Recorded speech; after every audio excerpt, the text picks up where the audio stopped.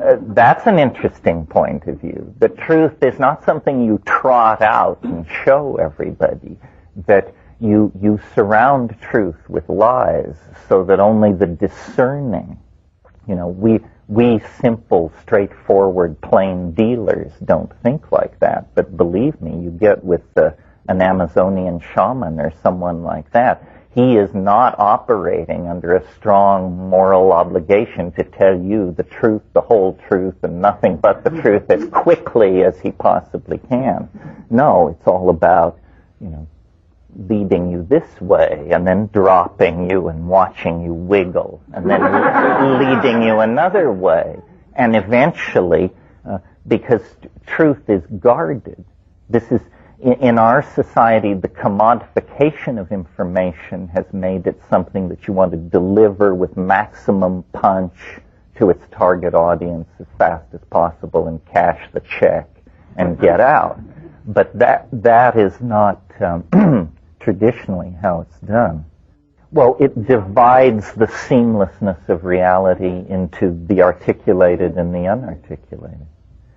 Trumbull Stickney, who's not exactly a household name, was one of those poets who died in the trenches of World War I, the Golden Generation. And he wrote a poem called Meaning's Edge. And he said in that poem, "I do not understand you.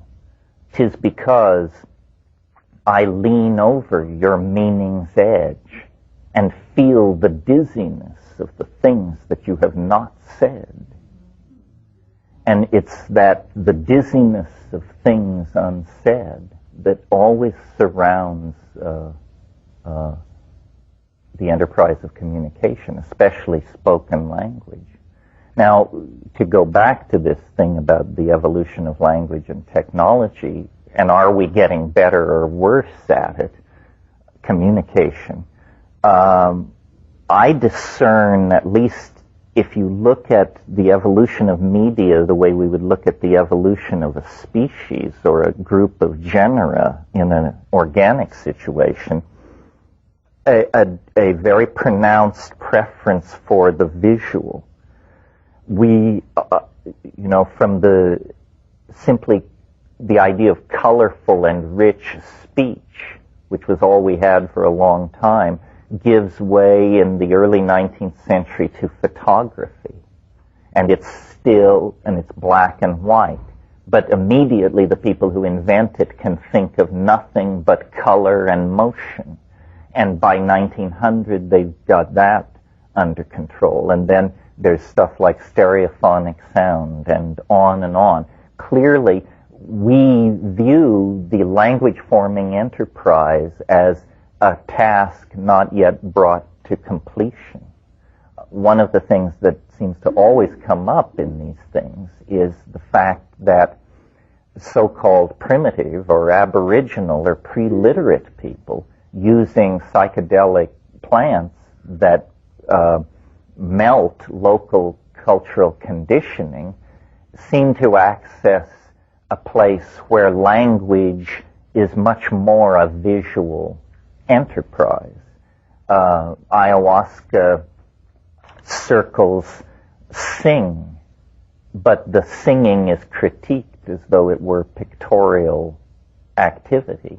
In other words, after the shaman stops singing, you hear people saying, "I like the part with the orange spots, but I thought the olive drab magenta section was self-indulgent," or something like that. And you're thinking, this is a critique of a song. No, the song is the sound, is the carrier. The acoustical wave is no longer in the foreground of the experience of appreciating the performance. It has become the carrier of something visible. And, a lot of people think that somewhere in the human future lies telepathy.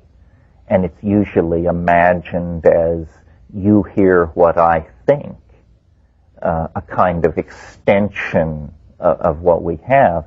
But I think it's more likely to develop along the lines of you see what I mean. In other words, we add dimensionality to language, and we then can walk around in it. I touched on some of this last night with the virtual reality. Because virtual reality, in the service of the ideals that I'm interested in, would become a technology for showing each other the contents of our imagination with less ambiguity than we have ever had before. Yeah. Well, I suppose every technology has created more opportunity for deception. You can't have complex illusionistic realities unless you work in pictorial space. Yes, I don't think these technologies will reform the human character. Also, I'm not sure subterfuge is a major part of art. It certainly is a major part of legerdemain. Every sentence is essentially a conjuration. And, the rabbit of meaning is pulled out of the hat of constructive syntax. So you cannot have truth unless you allow for the possibility of error. This is the point that illuminates why predestination is a waste of time. Predestination is the idea that the universe is a kind of film, and it's running, and it's all determined how it's going to come out, and there's nothing anybody or anything can do to affect it. God created it, and it's unfolding. Well, the thing that makes predestination theory worthless, in my estimation, is notice that if that's true, then you think what you think because you can't think anything else. And that puts the enterprise of seeking truth in a preposterous position. In order to seek truth, one must have the option of screwing up. And then it's the dichotomy between the screwing up and the finding truth that creates the sense of dynamic existential completion. Well, this is, now you're at the cutting edge. I mean, yes, yes, and yes. Sound is the fourth dimension. Sound is a very effective way for transducing energy into the body. The body is virtually transparent to sound. The mushroom said to me once, apropos of absolutely nothing, it said, what you call man, we call time. And time and metabolism. Metabolism is permitted by time, and somehow time is caused by metabolism. And then sound is in there as an energy transducer. And yes, I think a future technology of sound probably will cure disease and set people right. All this business that goes on in shamanism with blowing on the body and projecting sound into the body, obviously some of it is misunderstood and marginal and showmanship, but at the core, sound is, I think, not yet been given its complete role in all of this.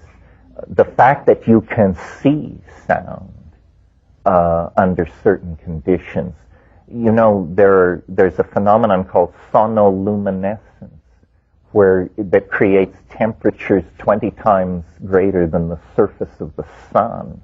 This is done in a test tube by simply using acoustical waves and bubbling fluid to collapse and create extremely brief high-pressure states.